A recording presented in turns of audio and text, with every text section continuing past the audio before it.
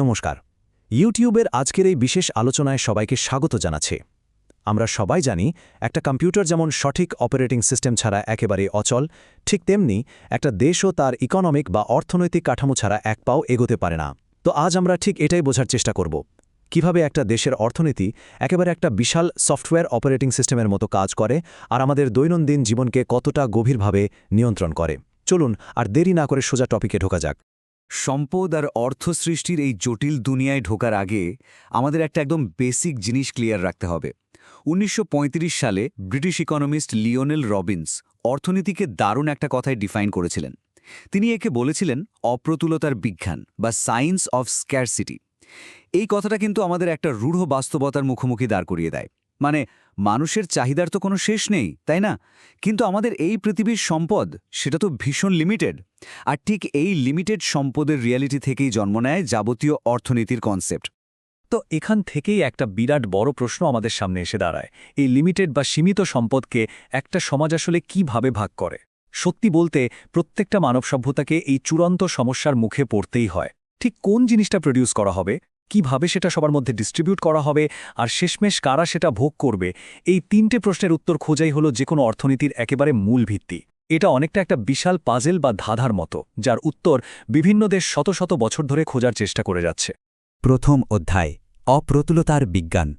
একটা দেশের মানুষের এই অন্তহীন চাহিদা পূরণ করতে গেলে কিন্তু ক্রমাগত মূলধন গঠন অর্থাৎ ইনভেস্টমেন্ট আর তার সঠিক ডিস্ট্রিবিউশন খুব জরুরি। ব্যাপারটা ভেবে দেখুন, যখনই একটা ইকোনমির বেসিক চাহিদাগুলো যেমন ধরুন অন্ন, বস্ত্র বা বাসস্থান মিটে যায়, মানুষ স্বাভাবিকভাবেই আরও ভালো জিনিস চাইতে শুরু করে। তখন ভালো গাড়ি লাগবে, উন্নত চিকিৎসা লাগবে বা আধুনিক টেকনোলজির দরকার হবে।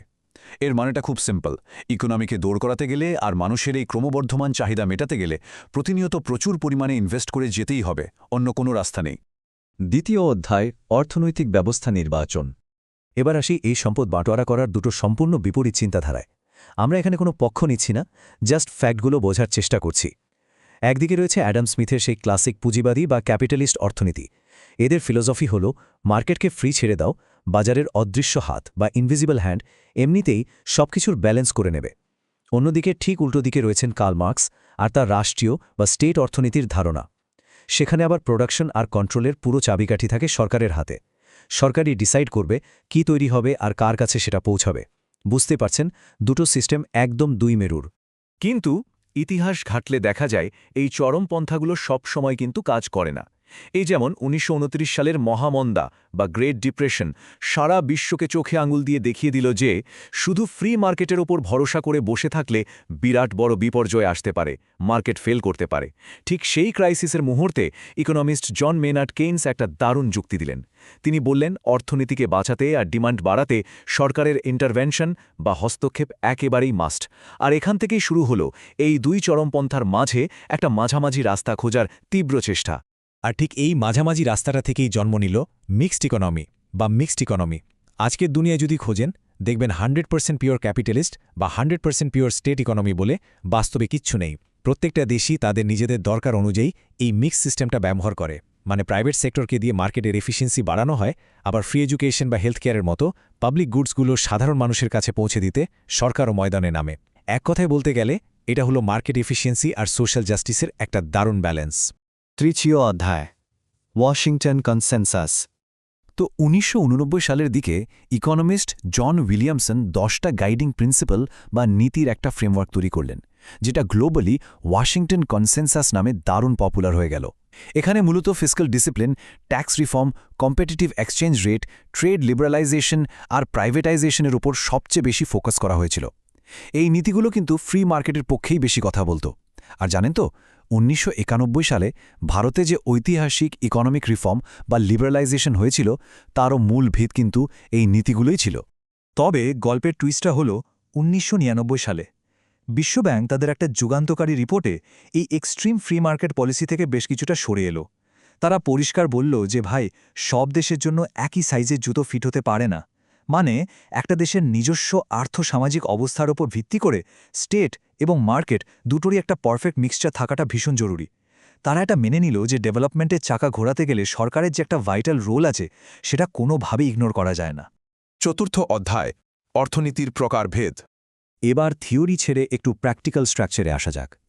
ট্র্যাডিশনালি যে কোনো দেশের ইকোনমিক ইভলিউশন একটা নির্দিষ্ট প্যাটার্ন ফলো করে। প্রথমে থাকে অ্যাগ্রেরিয়ান বা প্রাইমারি সেক্টর, মানে যখন দেশের বেশিরভাগ মানুষ কৃষিকাজ বা কাঁচামাল প্রোডাকশনের সাথে যুক্ত থাকে। এরপর স্টেজ 2তে আসে ইন্ডাস্ট্রি বা সেকেন্ডারি সেক্টর, চারপাশে বড় বড় সব কলকারখানা গড়ে ওঠে।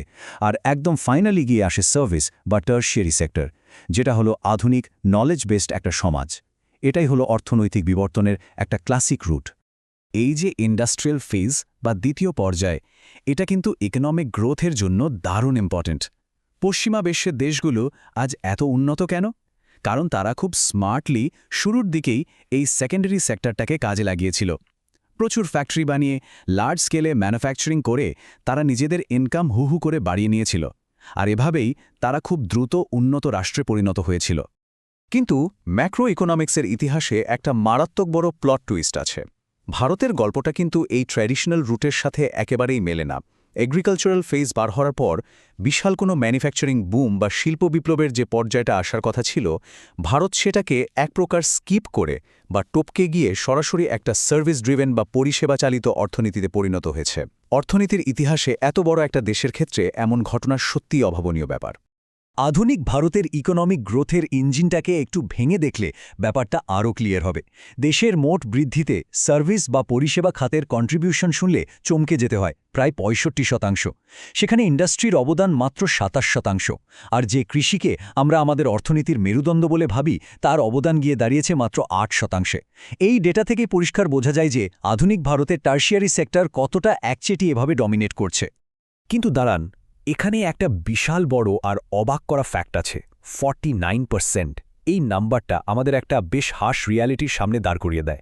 একদিকে সার্ভিস সেক্টর যখন ইকোনমির গ্রোথ রকেট স্পিডে বাড়াচ্ছে, তখন দেশের প্রায় অর্ধেক মানুষ, মানে এই 49% পপুলেশন, এখনও তাদের প্রতিদিনের রুটি রোজির জন্য সেই প্রাইমারি বা এগ্রিকালচারাল সেক্টরের ওপরই পুরোপুরি ডিপেন্ডেন্ট। এই বিশাল বৈপরীত্যটা যে কোনো পলিসি মেকারের কাছে একটা রীতিমতো মাথা ব্যথার কারণ।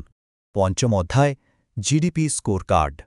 আমরা এতক্ষণ ইকোনমিক সিস্টেম নিয়ে তো অনেক কথা বললাম, কিন্তু এগুলোর সাকসেস মাপা হয় কিভাবে? 1930-এর দশক থেকে ইকোনমিস্টরা একটা দেশের অর্থনীতির সাইজ আর ওয়েলথ জেনারেশন মাপার জন্য একটা স্পেসিফিক মেট্রিকের উপরই সবচেয়ে বেশি ভরসা করে আসছেন। এটা হলো একটা দেশের ন্যাশনাল ইকোনমির একদম আল্টিমেট রিপোর্ট কার্ড। আর সেই অল ইন অল মাপকাঠিটা হল জিডিপি বা গ্রস ডোমেস্টিক প্রোডাক্ট। টেকনিক্যাল ভাষায় বলতে গেলে একটা নির্দিষ্ট বছরে একটা দেশের ভৌগোলিক সীমানার ভেতর যত ফাইনাল গুডস আর সার্ভিস প্রডিউস হয়, তার মোট ভ্যালুটাই হল জিডিপি। ঐতিহাসিকভাবে একটা দেশ কতটা এগোচ্ছে বা তার নাগরিকরা কতটা ভালো আছে, সেটা জাজ করার জন্য বিশ্বজুড়ে এই জিডিপি নাম্বারটাকেই স্ট্যান্ডার্ড হিসেবে ধরা হয়। কিন্তু আলোচনার শেষে এসে একটা ভাবনার জায়গা তো থেকেই যায়। আচ্ছা বলুন তো, জিডিপি তো শুধু প্রোডাকশন আর টাকার হিসেবটাই মাপে, তাহলে সেটা কি সত্যিই কোনোদিন মানুষের অরিজিনাল হ্যাপিনেস বা একটা সমাজের প্রকৃত ভালো থাকাটা বোঝাতে পারে? আয় আর জিডিপির রেটিং বাড়ানোর এই যে ইঁদুর দৌড়, এটা কি আমাদের শিক্ষা, স্বাস্থ্য বা পরিবেশের মতো আসল বিষয়গুলো থেকে চোখ সরিয়ে দিচ্ছে না? ইউটিউবে যারা আমাদের আজকের এই আলোচনা দেখছেন, এই ব্যাপারে আপনাদের কি মনে হয়? কমেন্ট বক্সে আপনাদের চিন্তাভাবনাগুলো অবশ্যই শেয়ার করুন। আজকের পর্ব তাহলে এখানেই শেষ করছি। শেখার এই দারুণ যাত্রায় সাথে থাকার জন্য অনেক অনেক ধন্যবাদ।